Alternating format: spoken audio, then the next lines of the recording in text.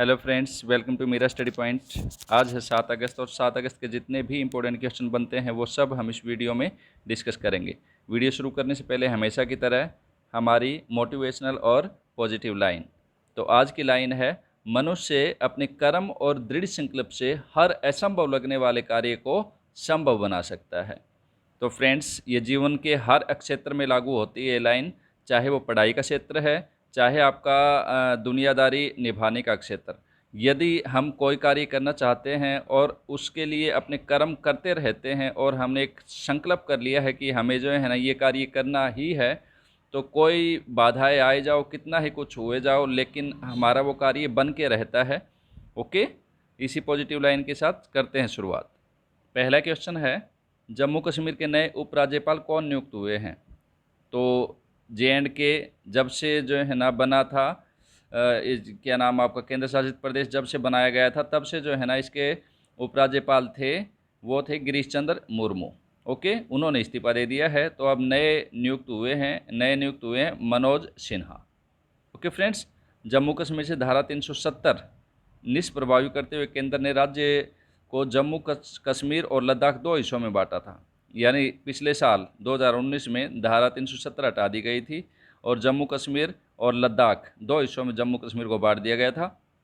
और 31 अक्टूबर 2019 को मुर्मू यानी गिरीश चंद्र मुर्मू राज्य के नए उपराज्यपाल बनाए गए थे। ये जो है ना पहले उपराज्यपाल के रूप में जाने जाएंगे हमेशा। ओके, और अब नियुक्त किए गए हैं मनोज सिन्हा। मनोज सिन्हा भाजपा नेता और पूर्व केंद्रीय मंत्री हैं। उन्होंने NDA फेस्ट में यानी 2014 का जब कार्यकाल था 19 तक, उसमें रेलवे के राज्य मंत्री का पद संभाला था मनोज सिन्हा ने। ओके फ्रेंड्स, अगला क्वेश्चन, किस शहर के कोविड-19 हॉस्पिटल में आग लगने से 8 लोगों की मृत्यु हो गई? यानी कौन सा शहर है हिंदुस्तान का जिसमें जो है ना कोविड-19 पेशेंट हॉस्पिटल में एडमिट थे और वहाँ आग लगी और उससे 8 लोगों की मृत्यु हो गई? तो वो शहर है अहमदाबाद। अहमदाबाद के श्रेय हॉस्पिटल।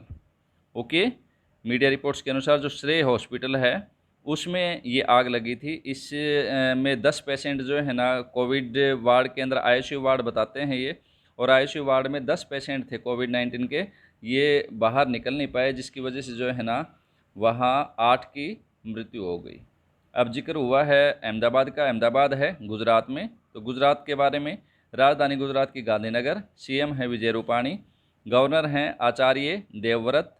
और गुजरात के बारे में एक एडिशनल पॉइंट हमेशा जो है ना इम्पोर्टेंट है परीक्षा की दृष्टि से, कि समुद्र तट, जो भारतीय राज्यों में जो समुद्र तट है वो गुजरात का समुद्र तट जो है ना सबसे बड़ा है। ओके, वो लगभग 1600 भी लिख देते हैं और 1663 किलोमीटर एग्जैक्ट है इसका। ओके फ्रेंड्स, अगला क्वेश्चन, हिरोशिमा दिवस कब मनाया जाता है? तो हिरोशिमा जो है ना ये जापान का एक शहर है।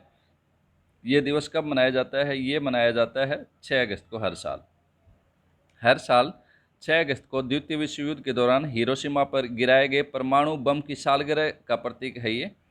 ओके, यानी किसका प्रतीक है हिरोशिमा दिवस? भाई, अमेरिका ने जो है ना जापान के ऊपर परमाणु बम गिराया था।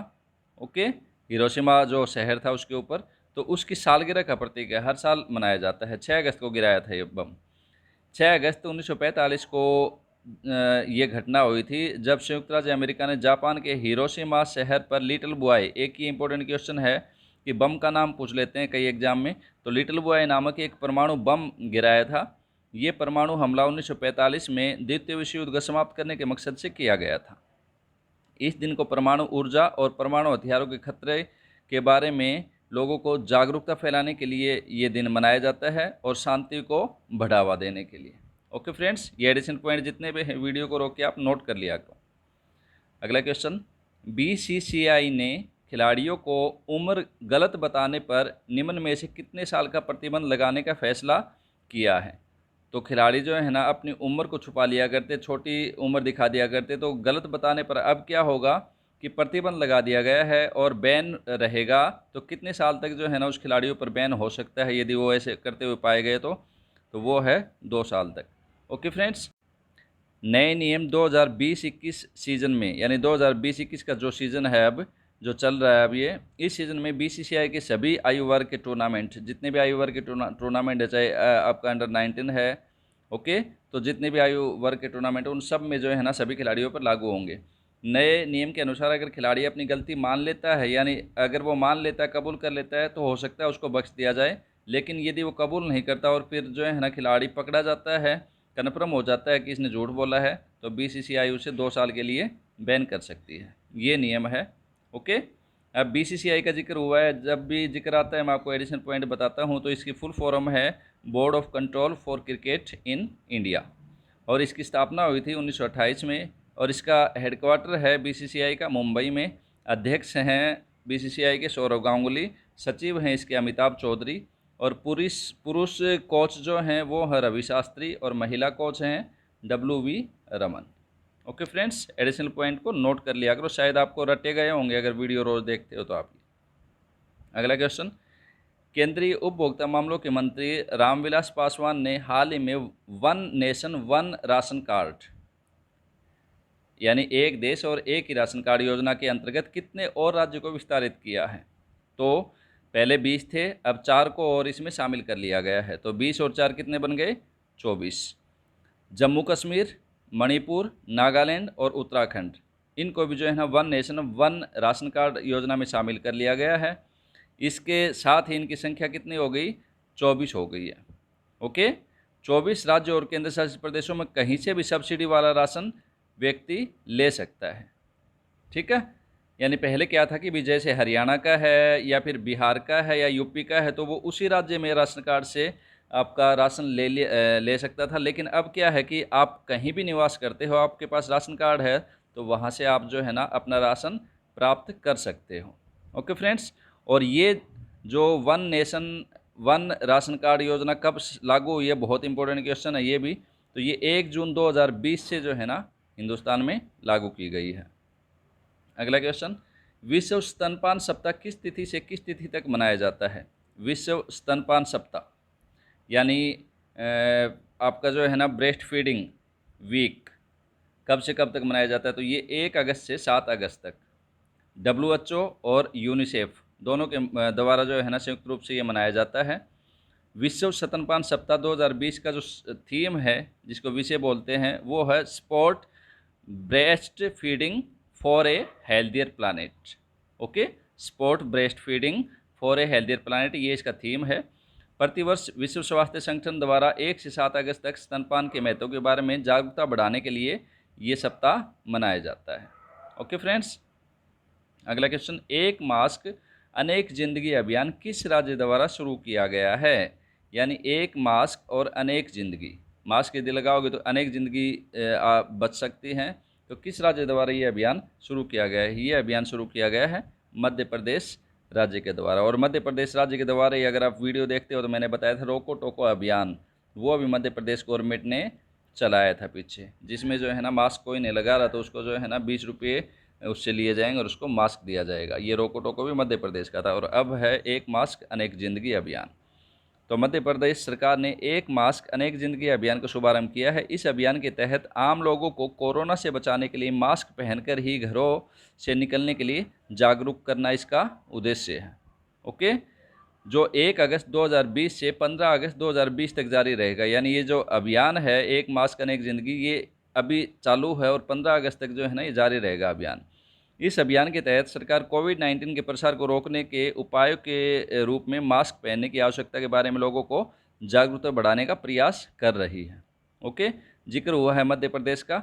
राजधानी है मध्य प्रदेश की भोपाल, CM है शिवराज सिंह चौहान, गवर्नर हैं आनंदीबेन पटेल। पहले एडिशनल चार्ज था इनके पास, लेकिन अब परमानेंट कर दी गई हैं। ओके, अगला क्वेश्चन, किस राज्य ने ई रक्षाबंधन प्रशिक्षण कार्यक्रम शुरू किया है? ई रक्षाबंधन ट्रेनिंग ये कार्यक्रम है, तो कौन से राज्य ने शुरू किया है? ये शुरू किया है आंध्र प्रदेश ने। ओके, महिलाओं और बच्चों की सुरक्षा के लिए आंध्र प्रदेश ने ई रक्षाबंधन प्रशिक्षण कार्यक्रम शुरू किया है। इसका उद्देश्य क्या है? इसका उद्देश्य एक वीडियो लिंक के माध्यम से राज्य भर में साइबर अपराधों पर, जो साइबर क्राइम हो रहे हैं, उन पर जनता के बीच जागरूकता पैदा करना इसका उद्देश्य है। लगभग 1 लाख महिलाओं, लड़कियों और आम जनता को 31 अगस्त तक ई रक्षाबंधन के माध्यम से प्रशिक्षित किया जाएगा। ये पूरा प्रोग्राम है कि प्रशिक्षण दिया जाएगा लगभग 1 लाख महिलाओं, लड़कियों और आम जनता को। ओके, आंध्र प्रदेश का जिक्र हुआ है तो एडिशनल पॉइंट, आंध्र प्रदेश की जो स्थापना हुई थी 1 नवंबर 1956 को, और ये बार बार बताता हूँ कि आंध्र प्रदेश भाषाई आधार पर गठित होने वाला पहला राज्य था। कई बार पूछा जाता है ये क्वेश्चन। राजधानी है इसकी हैदराबाद, प्रस्तावित राजधानी है इसकी अमरावती। ओके, सीएम है YS जगनमोहन रेड्डी, गवर्नर है विश्व भूषण हरिचंदन। ओके, और कुचिपुड़ी नृत्य किस राज्य का है ये पूछा जाता है, इंपॉर्टेंट क्वेश्चन है। कुचिपुड़ी लोक नृत्य ये है आंध्र प्रदेश का। और भारत की दूसरी सबसे बड़ी समुद्र तटीय जो रेखा है वो भी आंध्र प्रदेश की है, 972 किलोमीटर। और गुजरात की अभी हाल ही में इसी वीडियो में क्वेश्चन आया है, तो लगभग 1663 बता रखी है मैंने, तो 1600 के आसपास जो है ना बोली जाती है। तो ये गुजरात की सबसे लंबी समुद्र तट रेखा है, दूसरे नंबर की आंध्र प्रदेश की है। ओके, और सतीश धवन अंतरिक्ष केंद्र ये भी आंध्र प्रदेश में है। कोलेरू झील और पुलिकट झील ये भी आंध्र प्रदेश में है। नागार्जुन सागर बांध कृष्णा नदी पर जो है, ये कई बार पूछ लेते हैं, नागार्जुन सागर बांध कौन सी नदी पे, कृष्णा नदी पे, वो भी आंध्र प्रदेश में है। ओके, और नागार्जुन सागर टाइगर रिजर्व ये भी आंध्र प्रदेश में है। ये एडिशनल पॉइंट बिल्कुल अच्छी तरीके से रट लिया करो, बार बार करवाता हूँ। अगला क्वेश्चन, आई मॉस्क्यू मोबाइल कोविड-19 परीक्षण केंद्र किस राज्य ने शुरू किया है? आई मॉस्क्यू मोबाइल कोविड-19 परीक्षण केंद्र, ओके, यानी टेस्टिंग सेंटर है, ये किस राज्य का है? तो ये है तेलंगाना राज्य का।